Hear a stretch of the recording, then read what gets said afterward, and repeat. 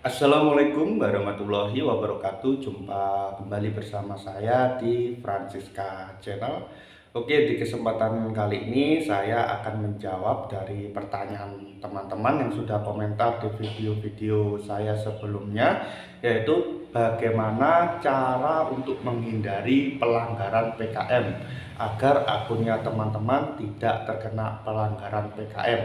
Namun sebelum saya lanjutkan, alangkah baiknya teman-teman bantu support channel saya terlebih dahulu dengan cara subscribe Francisca Channel, like, komen videonya, serta jangan lupa juga nyalakan notifikasi loncengnya agar teman-teman tidak ketinggalan update-update terbaru dari Francisca Channel ya.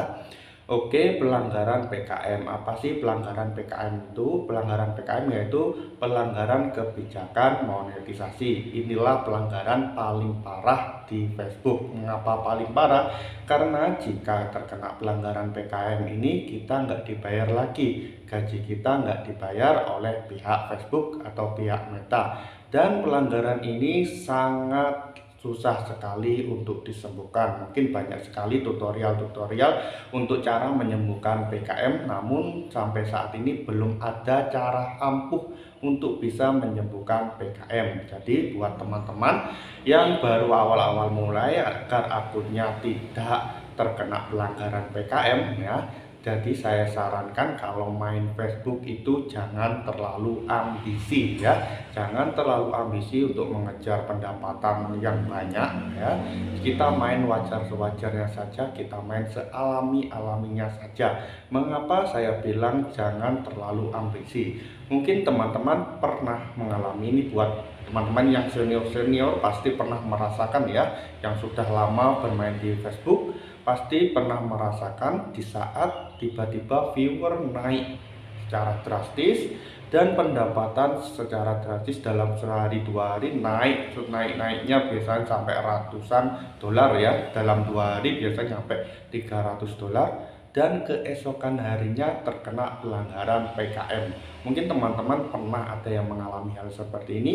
Nah, ini sering sekali terjadi di kreator-kreator Facebook. Memang itu sangat nggak jelas sekali, nggak tahu pelanggarannya apa, tiba-tiba kena PKM ya. Viewernya naik, bukan kita yang naik kan. Pendapatan naik juga bukan kreator-kreator yang menginginkan naik, tapi itu sebenarnya kita merasa naik secara sendiri, tiba-tiba kok bisa kena PKM. Nah, jadi kesimpulannya di sini saya, jika teman-teman mengalami hal tersebut harus hati-hati. Memang ada perasaan senang dolarnya tiba-tiba naik, pendapatan semakin naik, tapi teman-teman harus was-was karena banyak sekali yang tiba-tiba setelah dinaikkan langsung terkena PKM. Banyak sekali yang mengalami hal seperti itu. Jadi saran saya jangan terlalu ambisi. Jika ada tanda-tanda dolar secara tidak wajar tiba-tiba naik secara drastis, teman-teman jangan up video terlalu banyak ya. Jangan, biasanya mungkin sehari 3 kali, saya sarankan bisa 2 hari sekali atau 3 hari sekali, bahkan satu seminggu sekali ya.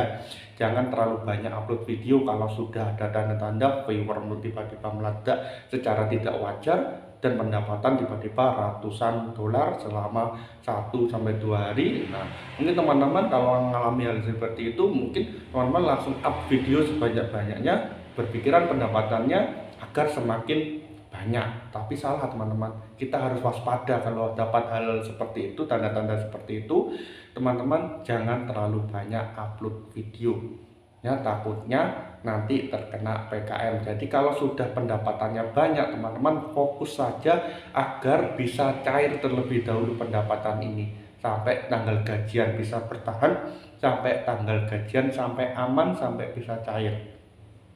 Jadi kalau belum cair, teman-teman sebaiknya jangan terlalu up video, jangan berambisi upload video terus-terusan ya, karena ini sering terjadi tiba-tiba terkena PKM. Ya cukup upload sewajarnya saja ya, mungkin 3 hari sekali, 2 hari sekali. Nah, jadi seperti itu ya, karena sering sekali terkena PKM jika tiba-tiba viewer naik, pendapatan naik. Jadi kuncinya di sini jangan terlalu ambisi. Nah, itu juga teman-teman hindari juga saling nonton video. Nah, itu juga bisa menyebabkan terkena PKM. Misalnya kreator A saling menonton video dengan kreator B, itu terjadi secara berulang-ulang ya. Mungkin ingin pendapatan semakin banyak, viewernya semakin banyak, jangkauannya semakin banyak, tapi ini memang dianggap pelanggaran sama pihak Facebook. Jadi hindarilah untuk saling nonton video dengan kreator-kreator lain, karena ini juga bisa menyebabkan pelanggaran PKM. Ataupun teman-teman biasanya mengundang teman, mencari pengikut dengan cara mengundang teman itu sebanyak-banyaknya. Itu jangan terlalu ambisi ya, sewajar-wajarnya saja. Misalnya sehari mengundang 10 orang, jangan sehari mengundang sampai 500 orang, sampai 1000 orang. Ya itu pikiran kita agar di tempat banyak followernya, tapi itu bisa dianggap terkena pelanggaran PKM ya, bisa teranggap kecurangan aktivitas yang tidak wajar. Nah, di sini saya tekankan sekali lagi, belum ada solusi secara pasti untuk menyembuhkan pelanggaran PKM.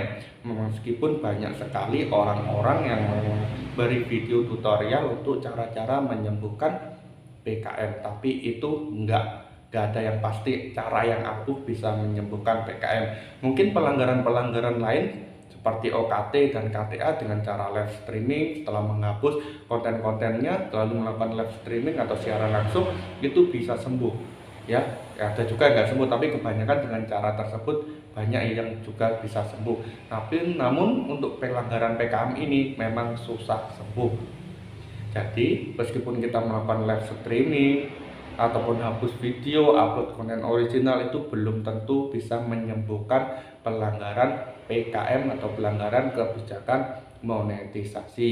Jadi kedepannya saya menghimbau buat teman-teman, jika ada yang menawarkan jasa untuk penyembuhan PKM, teman-teman awas kena penipuan ya, karena banyak sekali teman-teman saya kena tipu karena pingin akunnya sembuh dari PKM, mereka keluar duit untuk membayar biaya penyembuhan jasa PKM ini ya. Ya, mereka memakai tutorial agar mengiming-iming menjamin agar akunnya bisa sembuh dari PKM, tapi hasilnya enggak teman-teman. Itu kita sudah keluar duit, kita kena tipu, tapi akun kita nggak sembuh, bisa-bisa akun kita kena hack juga sama orang tersebut. Jadi berhati-hatilah di sini, karena belum ada cara pasti atau tutorial pasti untuk menyembuhkan PKM. Itu insya Allah bisa sembuh sendirinya, mungkin ada yang lama ataupun ada yang cepat, tergantung sama pihak Facebook atau pihak Meta. Oke, mungkin itu saja ya yang bisa saya informasikan hari ini. Jangan lupa sekali lagi teman-teman, bantu support channel saya dengan cara subscribe Francisca Channel, like, komen videonya, serta jangan lupa juga nyalakan notifikasi loncengnya agar teman-teman tidak ketinggalan update-update terbaru dari Francisca Channel. Bila ada yang dipertanyakan, silakan tulis saja di kolom komentar. Insya Allah saya akan balas satu persatu. Oke, akhir kata saya ucapkan terima kasih sebanyak-banyaknya. Assalamualaikum warahmatullahi wabarakatuh. Sampai jumpa di kesempatan berikutnya.